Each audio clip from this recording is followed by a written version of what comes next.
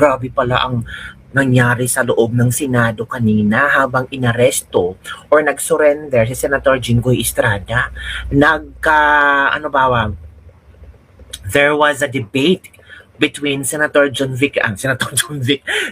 Alan Peter Cayetano at John Vic Remulla. Nagdebate sila sa kung ano ang dapat gawin. At sinigawan ni John Vic Remulla si Senator Alan Peter Cayetano sa loob ng Senado habang nag-surrender si Senator Jinggoy Estrada sa Senado. Doon sa loob ng Senado, binasahan si Senator Jinggoy Estrada sa kanyang kaso at sa kanyang pagdakip mga kabibig. Trending na trending at pinag-usapan ngayon na grabe naman to si John Vic. Sinigawan niya si Senator Alan Peter Cayetano na inelect ng milyon na mga Pilipino. Parang walang respeto si John Vic Remulla. Parang hindi ito ang John Vic Remulla na nakilala ng maraming mga Pilipino. Baka nadala lang sa emosyon si John Vic Remulla kasi yung pag-explain ni Senator Alan Peter Cayetano, pero dapat sana siya na lang ang nagpakumbaba, siya na lang ang nagkontrol ng kanyang emosyon, pero kailangan ba talagang sigawan si Senator Alan Peter Cayetano explaining the rights of Senator Jinggoy Estrada? Talagang nagtaka ang mga nung panood ang mga netizen, no? Parang grabe daw ang panggigipit, grabing pambabastos, elected by millions of Filipino people, sinigawan lang ng elected ni BBM. Hala ka bibig. O eto ang video, baka sabihin nyo naman gawa ko mga video na yan, o eto ang video na nakalap natin kanina. Let's watch this one. Did not allow. We are ready. We're going to walk it out. Respect the institution. This is not about Jinggoy. We're going out. No, don't leave him right here. He can be arrested right there. So if you don't want him to make a statement there, sir, just outside the gate, we're going to walk 5 minutes. This is the Senate of the Philippines. It's never been done. It's never been done. Salonga stood up for Enrile. Ang kalaban si Cory, ang kaso rebellion. Anong ginawa? They walked out. We're just asking you to walk out. But let's walk. Let's walk. You arrest him here. You can arrest sir, right? Sir! You can arrest. This is the Senate. This is the Senate. Sir, this is the Senate. Not for me. That's not for me. It's for the Senate, sir. Where is for the Senate? Nagrabe mo. Sir, pumahay ka na. Pumahay ka na. Right outside the door. Right outside the door. Hala. So pinusasan si Jinggoy sa loob ng Senado. Grabe.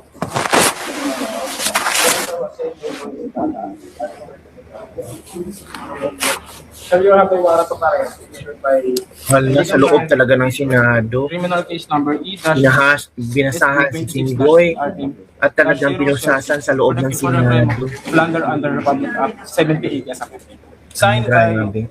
Honorable Zaldi B. Tres Teses, Chairperson of Association. Sir, being accused, you have also rights.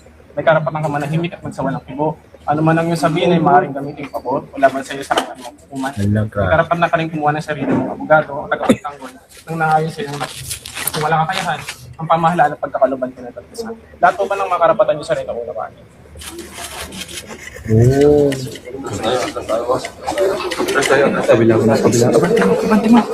Pinusasan ba? Ay, hindi no, parang pinasala ng Miranda rights si Jinggoy. Ano? Grabe.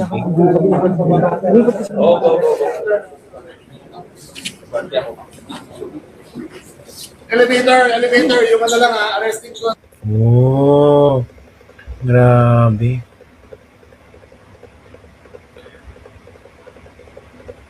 Grabe ang bunganga. Huwag yun ang pakinggan si Kaye. Grabe mga kababayan. Nakita natin kabibig ha, ang nangyari kay Jinggoy Estrada. Hala, grabe naman yun.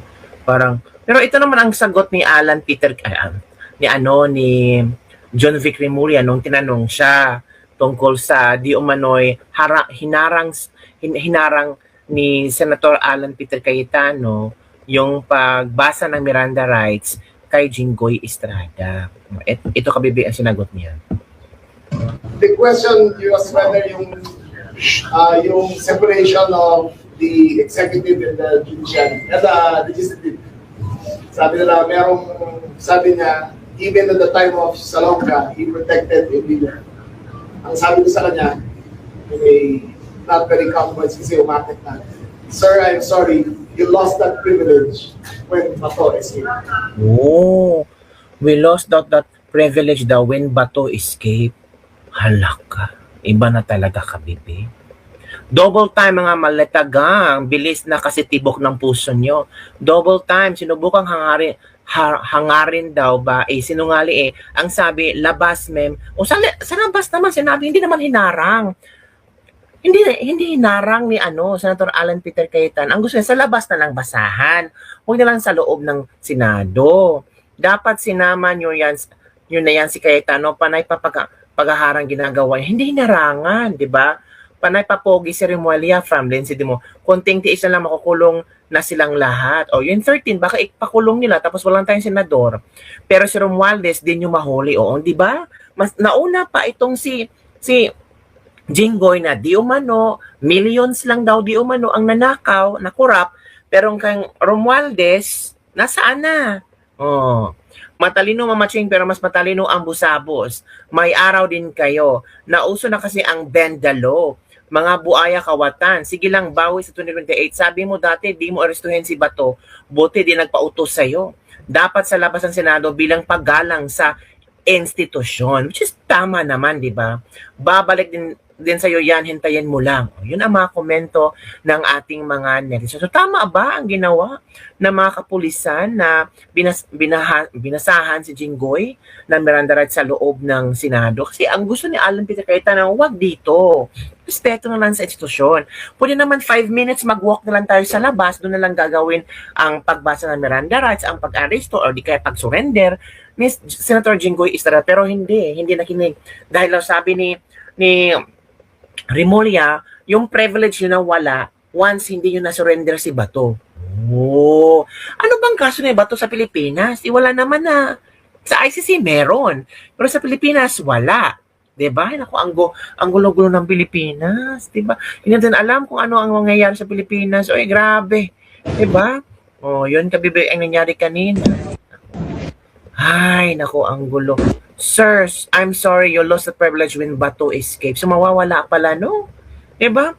Nagbigay ng detalye si Interior Secretary John Vic Remulla matapos na nangyaring pagtatalo nila na Senator Alan Peter Cayetano nang ihain ng arrest warrant ni Jinggoy Estrada sa Senado. Ayon kay Remulla, ipinupunto ni Cayetano ang pagkakawalay ng ehekutibo, hudikatura at lehislatura. Linino ng sekretarya na hindi hiniling ni Cayetano huwag arestuhin si Estrada. John Vic, now the action man. A snappy salute, Sir John Vic, for a job well done. Naging basang sisi si Cayetano. Char, tatakbo din ito sa Senado malamang. Yun, mag-mugshot, naghihintay na kami. Aray mo, baka may baka na alam na list. O, yan mga komento ng mga netizen, mga kabibig. Ay, nako. At the moment kabibig, wala pa ang mga majority block. Dito sa pumasok. Wala pa assistant ng Senado. Walong senador umano ang mamapatulong ng rami para kayong pagsuko ni Jinggoy Estrada. From the majority. Nakitim. Wala talaga. Nakitim. Walang mga Nagsiselfon. Nakitim. Wala talaga. Nakitim. Nakaitim si Bam Aquino. Nagsiselfon. Yan. Okay. While Risa Hontiveros, busy sa Wi-Fi. Masad ba ng Risa?